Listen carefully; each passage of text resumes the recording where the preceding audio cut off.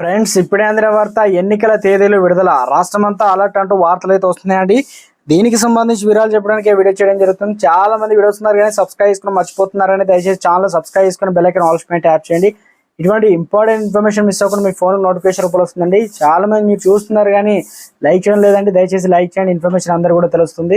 లోక్సభ ఎన్నికల షెడ్యూల్ ఎప్పుడు వెలువడుతుందని అన్ని పార్టీలు ఉత్కంఠగా ఎదురు చూస్తున్నారు. సెకండ్ వీక్ లో ఎప్పుడైనా రిలీజ్ కావచ్చిన అంచనాలు అయితే కానీ ఈ నెల 11న ఢిల్లీలోని విజ్ఞాన్ భవన్ కేంద్రంలో ఎన్నికల సంఘం ప్రధాన కమిషనర్, ఇద్దరు కమిషనర్లు, పలువురు అధికారులు, అన్ని రాష్ట్రాల్లోని సీఈఓలు, సెంట్రల్ ఎలక్షన్ అబ్జర్వర్లతో ప్రత్యేక సమావేశాన్ని ఏర్పాటు చేశారు. లోక్సభ ఎన్నికల నిర్వహణకు సంబంధించిన కొన్ని సూచనలు, ఆదేశాలు అయితే ఇవ్వనున్నారు.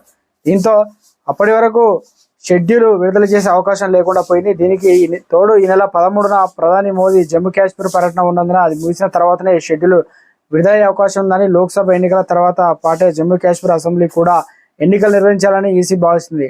అన్ని రాష్ట్రాల్లో ఇప్పటికే కేంద్ర ఎన్నికల సంఘం సెంట్రల్ ఎలక్షన్ అబ్జర్వర్ ఖరారు చేసింది.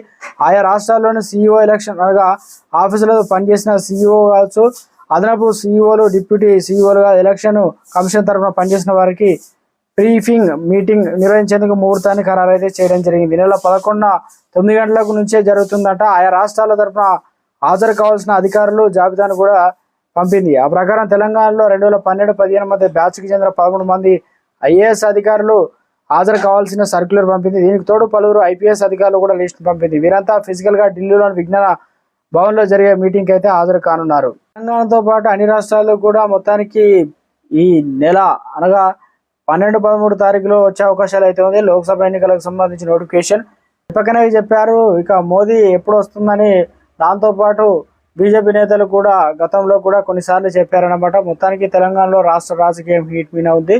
ఎప్పుడెప్పుడు నోటిఫికేషన్ విడుదలవుతుందా, విడుదల కాకముందుకే అన్ని పార్టీలు కూడా అభ్యర్థులను ప్రకటించే పనులు అయితే ఉన్నాయి.